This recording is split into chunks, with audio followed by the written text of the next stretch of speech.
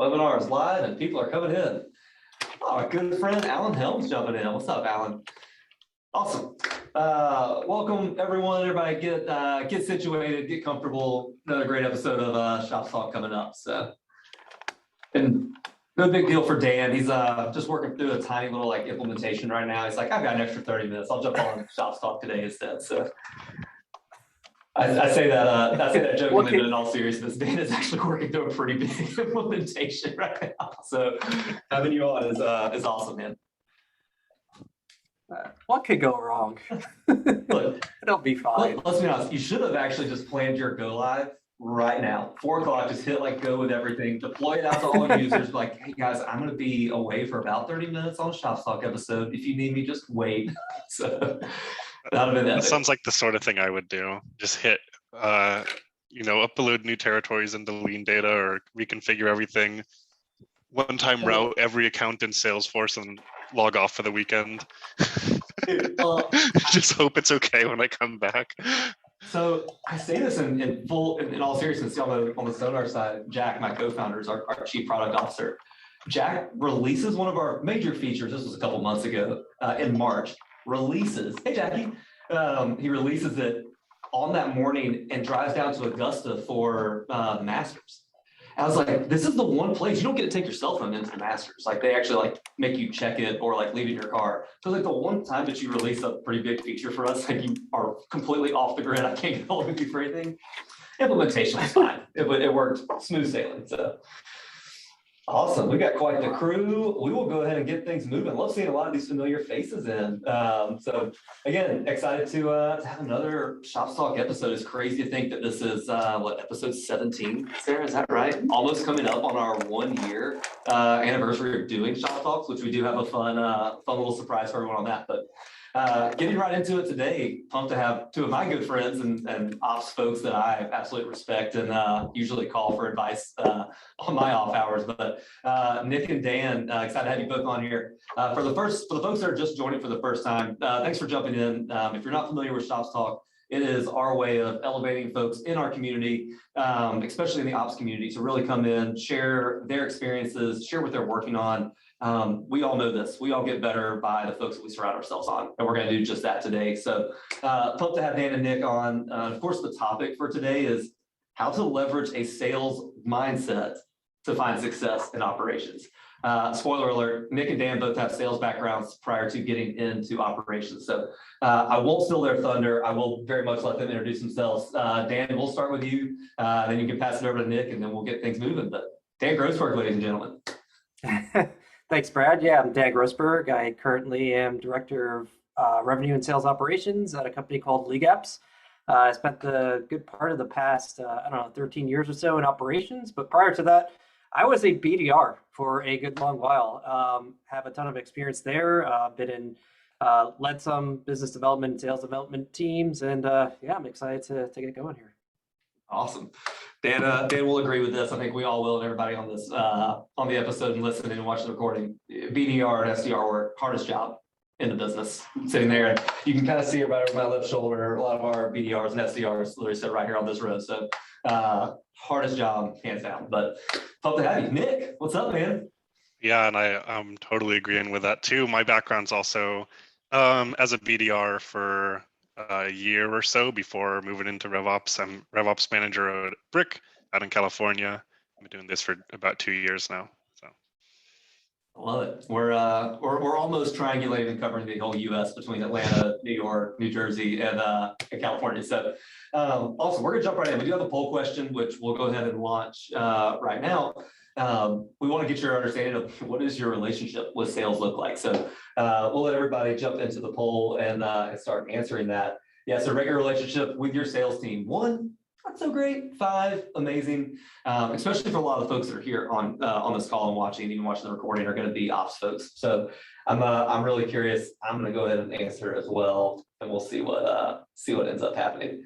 But yeah, it's interesting. As prior context of this, and again, I wish I could say 5. We got to work on getting 5. But it's funny. We had a prior episode with Bouillon Salehai from Scratchpad, which love Scratchpad, love Puyo and everything they're doing. We've become really good friends, having a mutual investor together. But that was one of the first times that we had this conversation of, we sort of framed it as like, take the gloves off, like, the friction between sales and operations.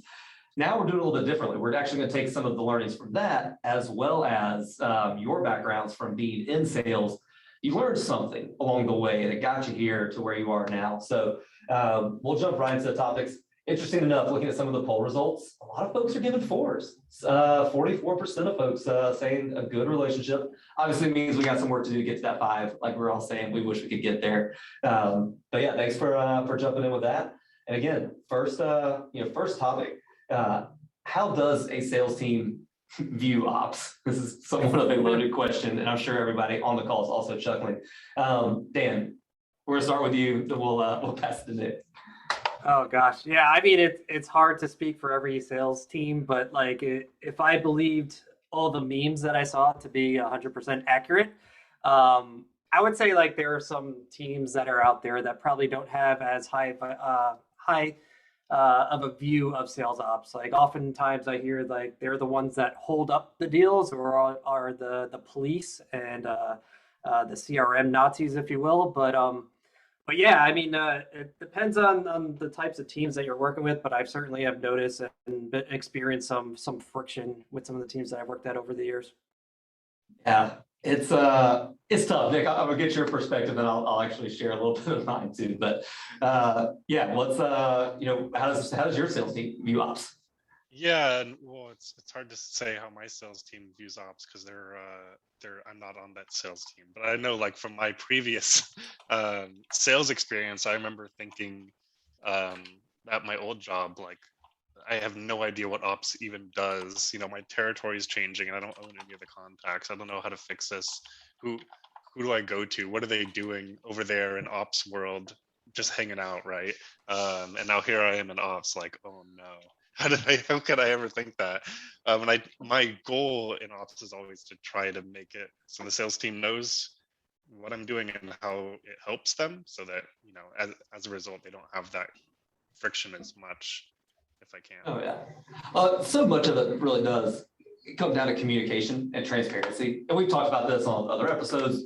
God, the 3 of us have talked about it so much. I've talked about it with Jackie, a lot of folks that are on the call. The more transparent you are, the more vocal you are about what you're doing, the better. But and there's so many different ways to do that, between project management type systems, sending out release notes, things like that, so you're always top of mind. But I look back at some of mine. I remember having a candid conversation with one of my old sales reps when I was back at Terminus back in the day. And I remember him giving me hell one day. He was like, I don't get it. All we need is this button or this checkbox. Like, it can't be that hard. Just go do it real quick. That was just my first thing back to him. Was like, yeah, Jim, you're right. You only have to close 4 deals a quarter to hit your number, and you're struggling to do that. Go talk to 4 people. You have 90 days to go do it. And obviously, we all know, like, sales is tough. Like, yes, you do have to go close 4 deals to go hit your number, depending on, like, what type of business you're in. But we can all make very easy assumptions. Like, Brad, is so easy. Go add a pick list value. Just click the button 4 times, add it to the page layout, and you're done. It's like, no, it's a little more complex than that. And so I think a lot of times why there's friction there, and why that, why it's not always a 5, like we talked about in the poll, why it's sometimes a 1 or 2. It's just tough to communicate. And I think, look, y'all are unique in the fact that y'all are sales reps, or were sales reps in the past. A lot of folks, like, I had a little bit of a sales background, not a big one, but a lot of folks that are in ops really haven't walked that mile, so it's hard to be empathetic. Same thing can be said on the sales side. So many sellers clearly have not walked an operations mile to know how tough it is to go carve out a territory, how it is to run these reports and make them look nice and make sense. So it is tough. I think a lot of it just comes down to communication and how you can really be empathetic. So, which leads us really into our next question. And I think this is probably one of the catalysts for having a healthy relationship. How do you build trust with your sales team? Easy question to ask. I'm glad I don't have to answer it. I'm going to go with Nic first. How do you start to build that layer of trust between a sales team and operations?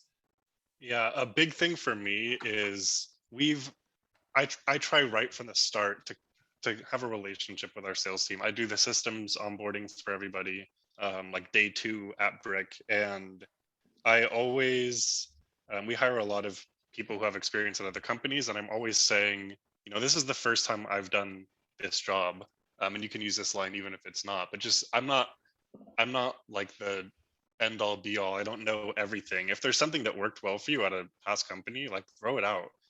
Let's see if it works for us. Let's see if it helps. Let's see if there's something there that we can work with, and that like letting people know that they can contribute to the to Salesforce outreach, to however everything's set up to make it work for them, is big. And I always tell them too, like my job is to make it so that they can do their job as well as possible, like fundamentally at a super high level. That's what my job is. So that I think kind of starting with those things and letting them know that I'm not like against them, I'm on their team, adds a lot early on. It really is. I mean, it's, I think somebody, I can't remember who it was just in the chat said earlier, like they call it sales operations. And I love that. Like sometimes there is a little bit of a stigma or a little bit of a thought that, oh man, sales ops or RevOps, whatever your flavor is, they're just here to make it tougher for us. Like not the case at all. I think with what you're saying, especially asking them for their advice, I love that. Like, look, I know what I know inside these four walls. I challenge our team almost every day. Like, come up with a better idea. Like we started with this type of mentality, but you've been in great companies. We have folks from Calendly, from Sales Law, from a lot of really good backgrounds. How are these really successful companies doing it? I'm okay with learning a little bit more, but it also goes to build that rapport, like you said. And look, they're going to listen to me. They're going to take my my 2 cents and actually potentially bake it into our process. So I love it. Dan, what do you think? The cool thing about Dan, by the way, I don't think I've told enough people this. Like I've had a chance to work with him in multiple different companies in different capacities, so I've seen him in a bunch of different arenas. How do you build that trust? How do you go about doing that with your sales team? Yeah, it's I mean, I to piggyback off of what Nic said, and then to add a few more points. I was in a team-wide sales meeting just a few weeks ago, and literally put up on the screen, put it in a slide, what the mission of what my team is here to do. And it plain and simple is to make the sales team operate more efficiently and effectively. And like when you demonstrate that you're there essentially working for them, I think that helps build the credibility a little bit. But also part of it too is, and helping building that empathy is demonstrating that you are listening to them. And it could be things that you can help with, and it could also be things that you can't help with, and sometimes they just need an ear to lean on a little bit. And I'll give an example too. Just the other day, one of our more seasoned sales reps who's been here, gosh, almost as long as the CEO, he was actually going on a pretty deep tirade about a conversation we were chatting about. And then I was just listening and taking it all in and like asking him, like, how do you think we could improve or where we could go from here sort of thing. And at the end, he thanked me. He's like, well, thanks for letting me be a soundboard a little bit and just listening. And I think that certainly goes a long way in building that trust and building your own empathy muscle. I think it's super important. And yeah, you just gotta be humble and honest with them for sure. Helpful, honest. I don't know.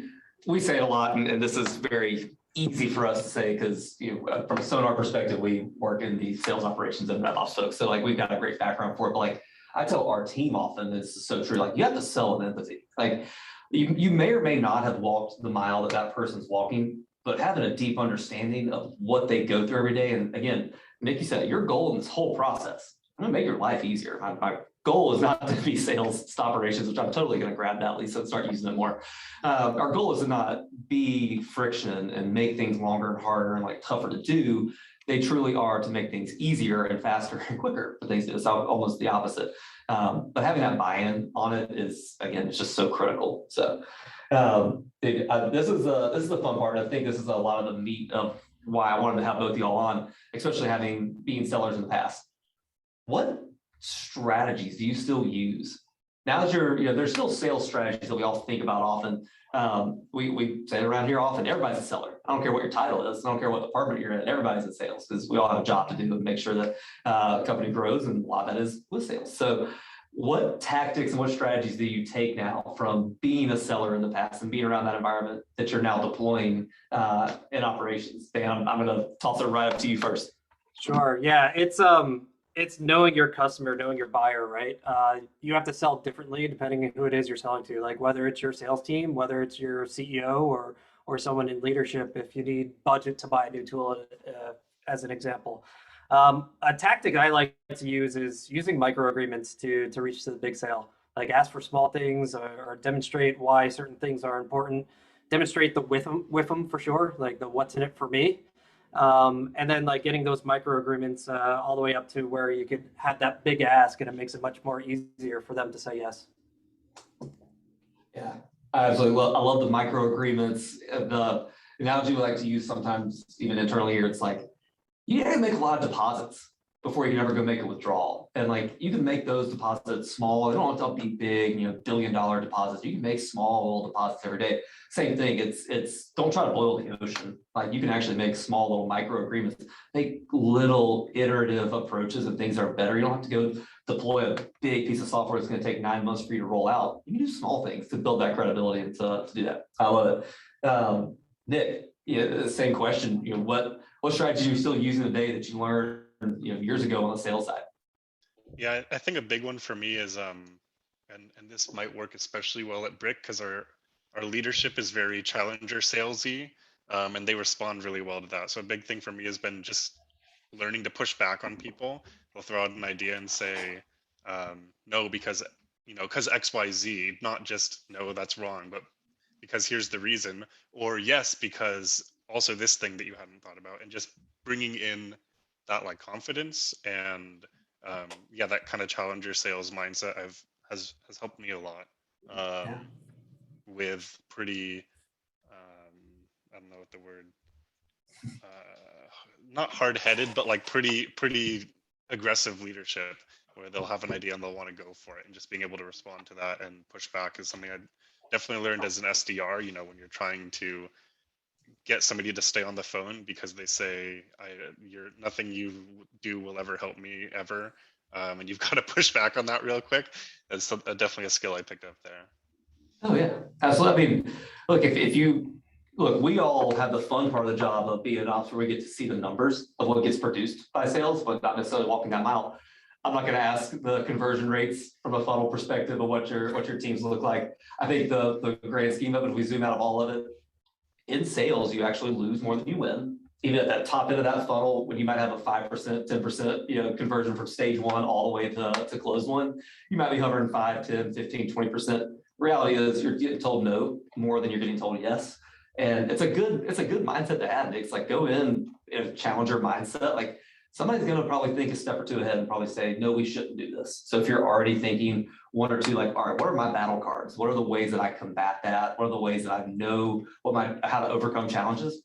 It's perfect. And one of the coolest things, not to totally deviate, but I was talking to another RevOps leader the other day, because that's probably one of the best parts of my job is getting to talk to badasses like y'all. But we were actually talking about like comp. And he was like, no, I love having my operations team actually tied to our overall like metrics for our company, whether that be ARR or customer count, whatever it is. It's like they should have that same visceral reaction to winning and losing. Like if you don't hit your number, I was like, this is so key. I was like, man, if your team doesn't hit your number, your ops team should probably feel that same pain. Like and if they do, if they soar past that number, we kill our goal, you should feel like you have enough skin in the game that you do that. And so sure, from a compensation perspective, it's that way.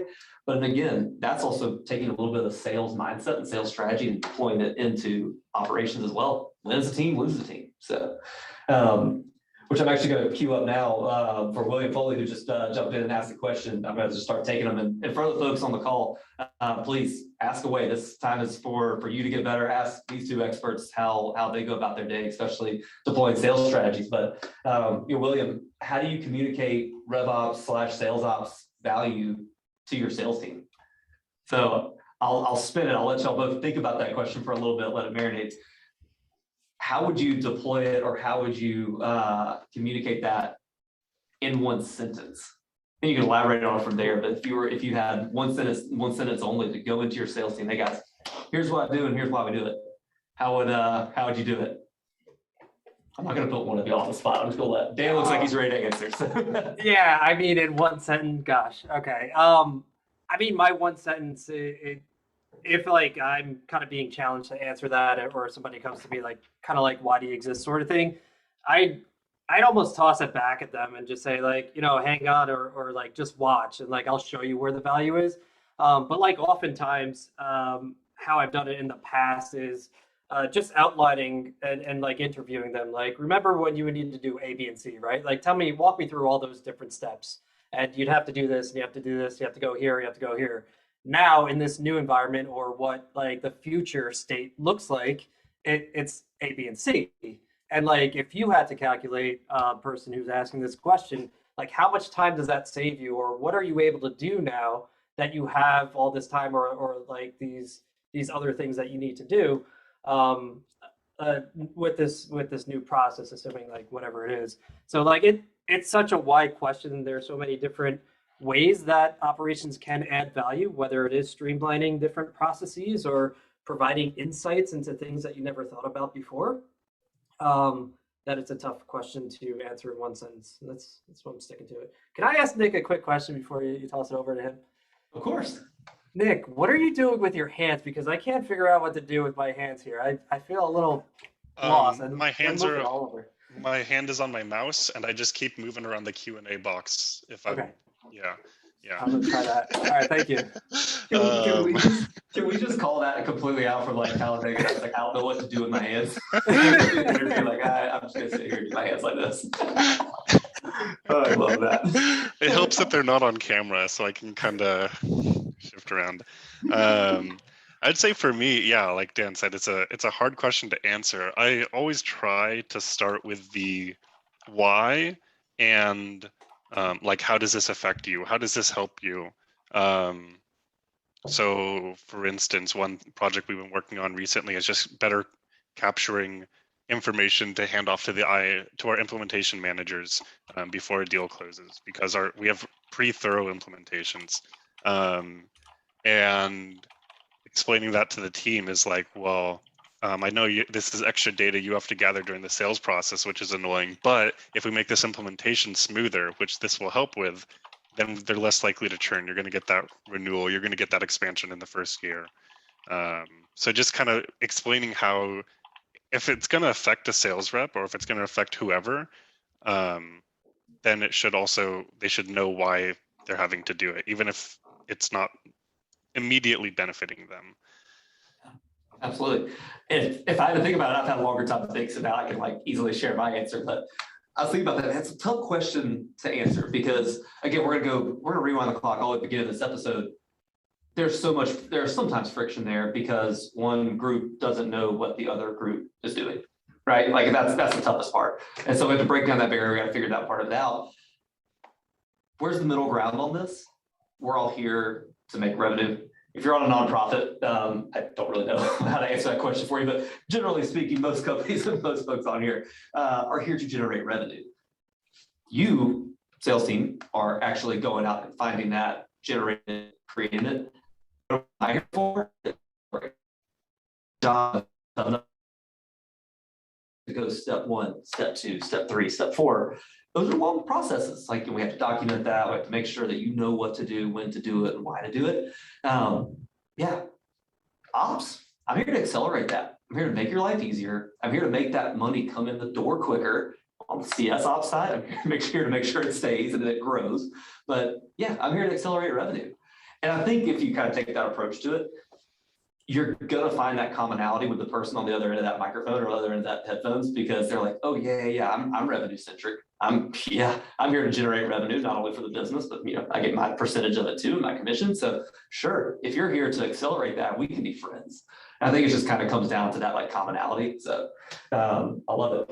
We have another one coming in. So Major, I believe. All right, Major, I'm going to try to read this. I'll probably try to make it short.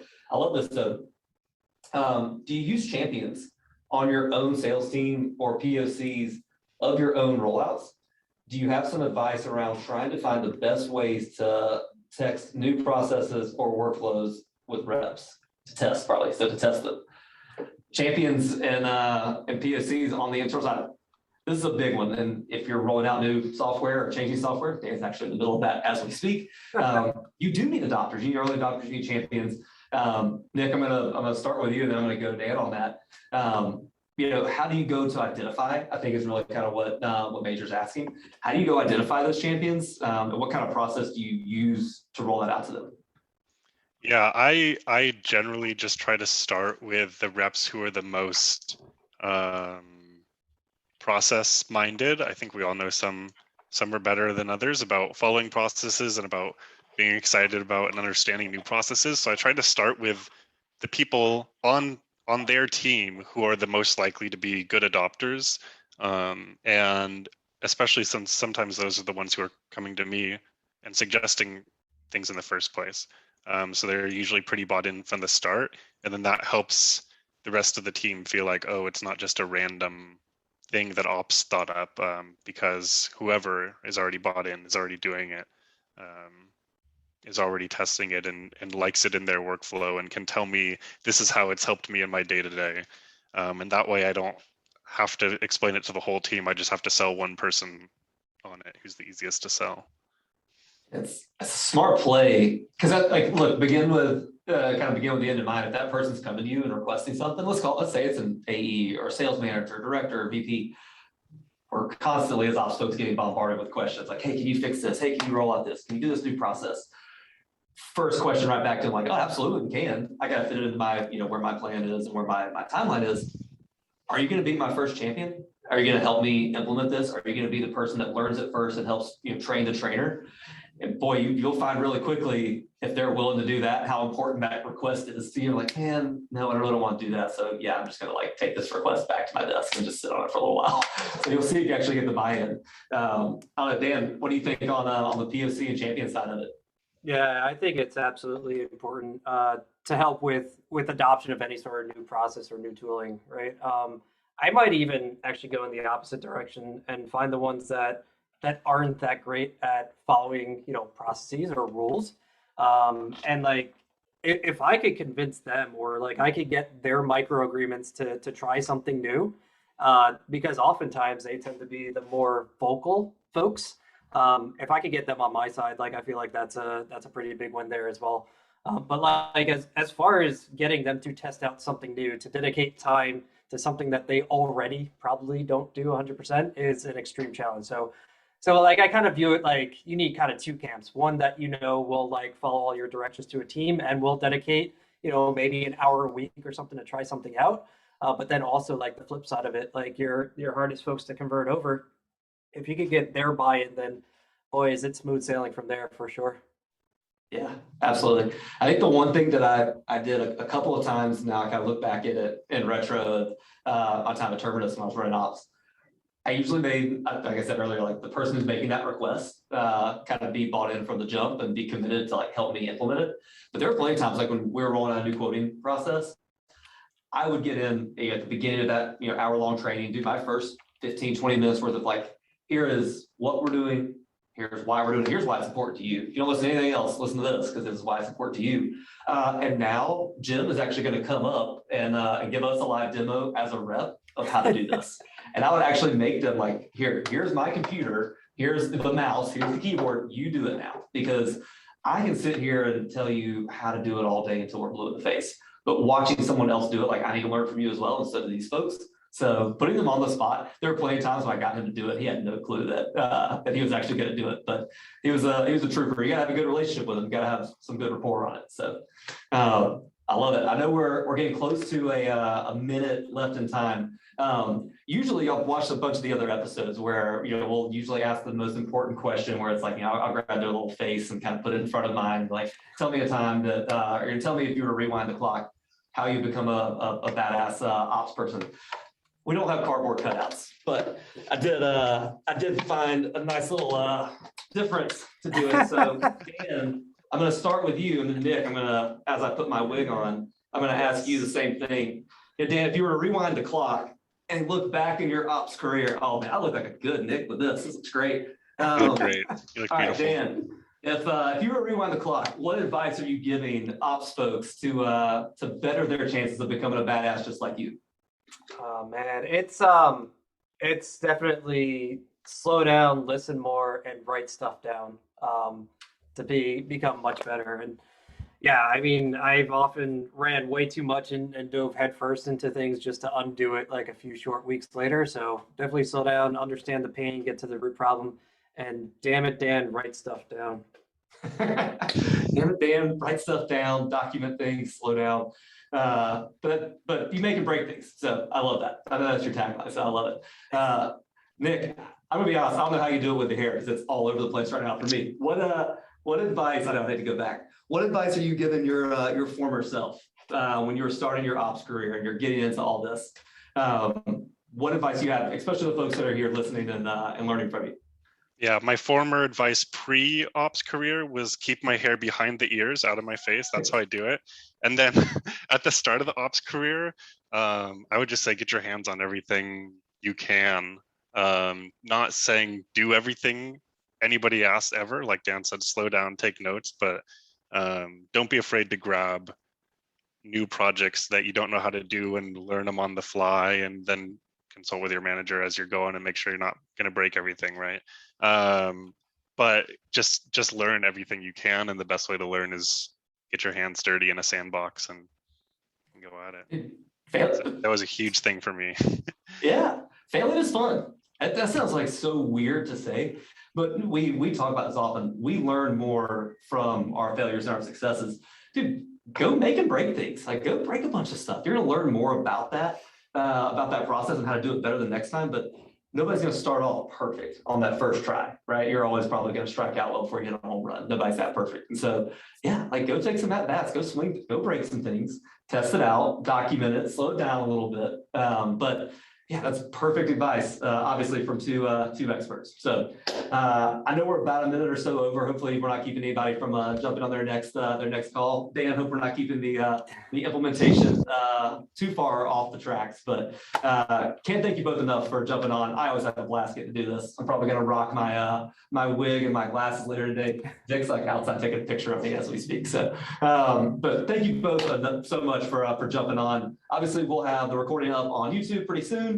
And next episode's right around the corner. We got a lot of stuff coming up over the next couple of months, as well as a 1-year anniversary of shOPS Talk coming up in October. So we'll kick it all off. But for now, we'll let everybody fly. Have a great afternoon. Dan, Nic, talk to you both soon, and have a great day.